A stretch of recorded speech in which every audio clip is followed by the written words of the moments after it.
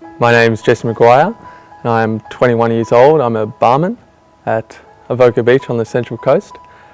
I used to struggle with a bit of anxiety, more internally, not so much socially, which I think everyone has when they develop into their character.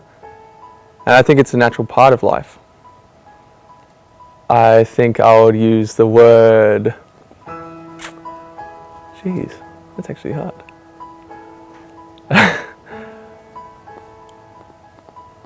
Happy, reflective, and optimistic. I am in a relationship. Her name's Liberty, if she wants me to use her name. I enjoy reading fiction and non-fiction. I like to paint and draw and play music. I really enjoy listening to different music as well, and that includes seeing live bands and how they perform and how they hold up as a group and individually. My family was really, I guess it's functional. I mean, every family has their own problems, and I don't think there's such thing as a normal family. I think when I was growing up, there was always this idea in my head that all those other normal families out there, and then there's our family, or my best friend's family doesn't do this, or, you know. And I always assumed that one day that my family would get to a certain stage where we were certainly functional in every sense of the word, and that, you know, fighting would stop and would all be happy, you know. I think in a lot of ways they did, but there's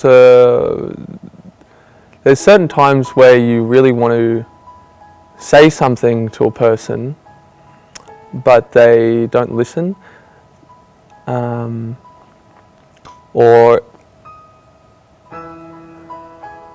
you want them to be something in your mind and they can't completely fulfill that ideal. And that's really hard when you're younger and the only support you think you have is your mum or your dad or your siblings. So it's hard to juggle that. But in every other sense, I guess, they did support most of my endeavours, rather positively. Certainly your friends play a big role in becoming into your character, and the struggles you face in your mental health and your mind's landscape, you really have to get it off your chest. There's no point keeping it in and letting it bottle up, because it will certainly get out through your behaviour.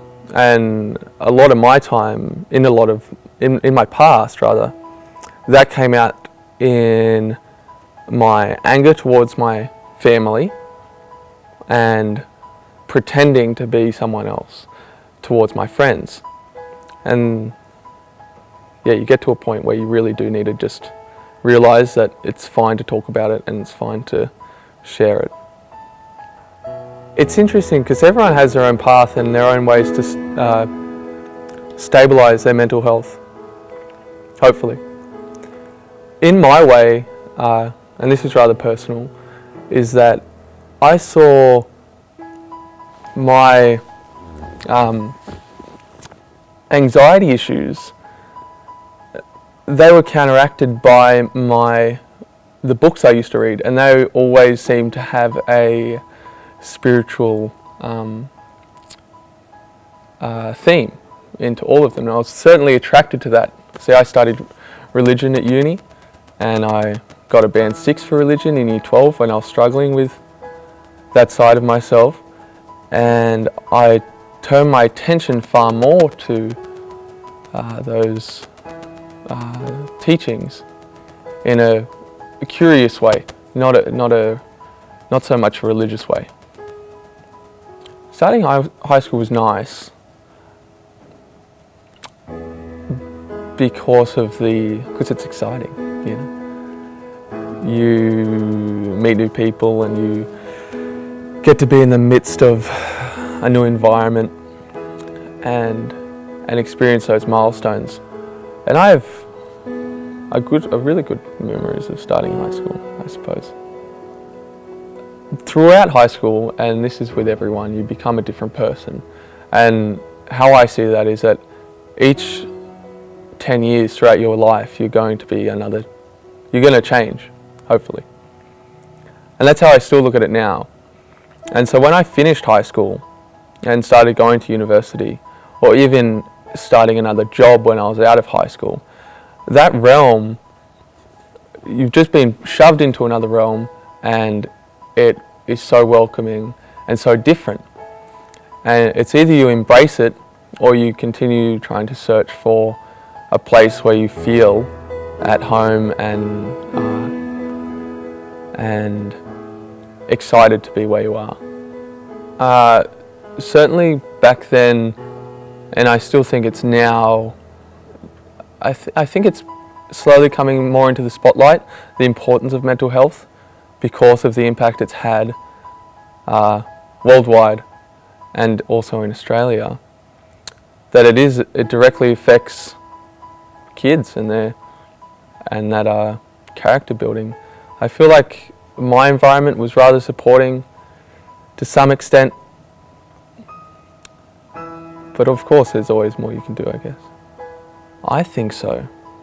I think that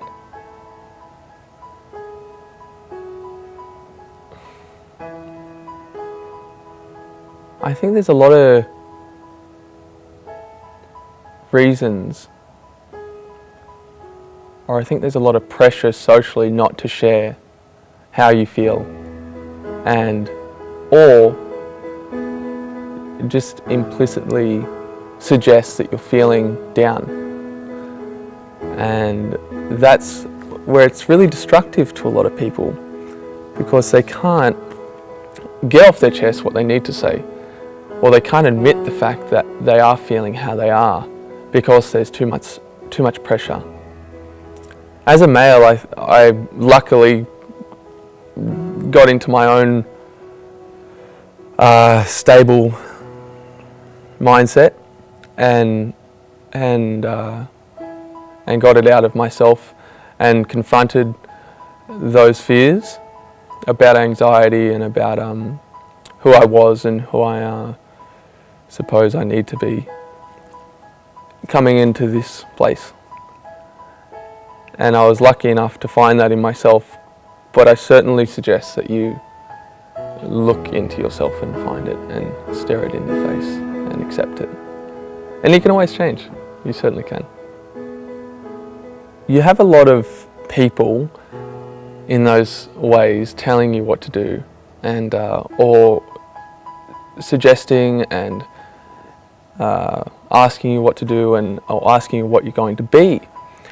And eventually you just become like a broken record and you just say the same old thing because that seems like a good path for you, and it's almost like you've convinced yourself that's what you're going to be.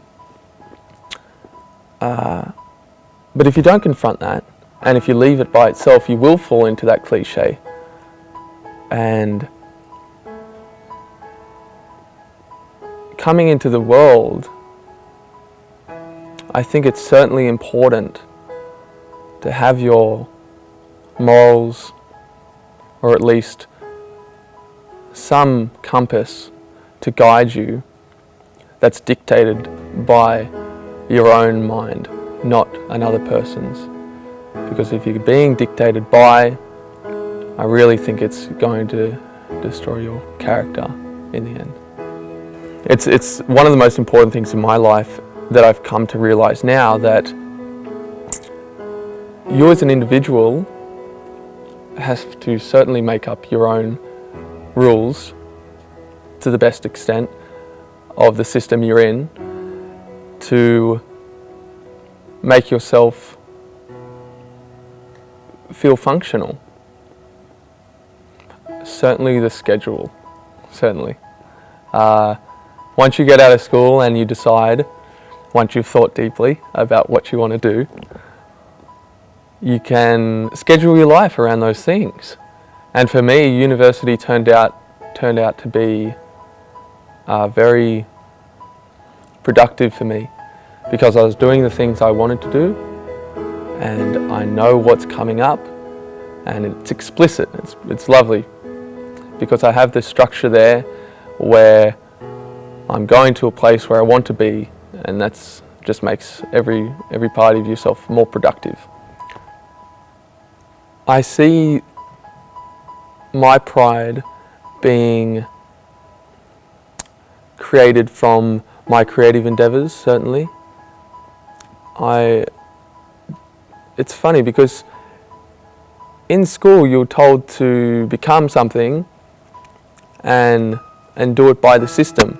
But once you realise that what's best for you, that's really where you get your happiness from, or at least fulfilment. I find fulfilment comes through definitely my creative endeavours and what I've written and what I've played. Oh goodness. I think I've never really got into that whole when I grow up thing. Even when I was little, I remember I hardly ever said it, because I felt very much happy with what I was doing then, and I still certainly feel like those values are prominent in my life, that I feel that I'm certainly not done, I know that, but I feel that I'm very happy with where I am because it's leading to what I'm going to be, and who I see myself to be on my own terms. I'm consistently building towards that. I think it's dictated by your own terms. If you've made up your mind about that's it, I'm done, I know everything I can, or at least I know everything I can in my own realm, I think that's really when you begin to die in a lot of ways, and I never really want to be like that. I've always told myself to keep it open, and sincerely mean that in the bottom of me.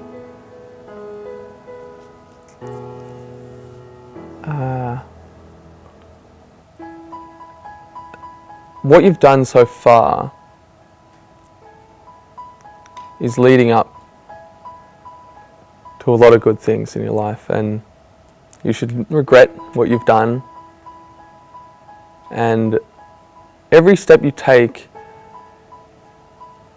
is going in towards what's meant for you and your fate in a very positive way, because life is about supporting you, and you're here for it.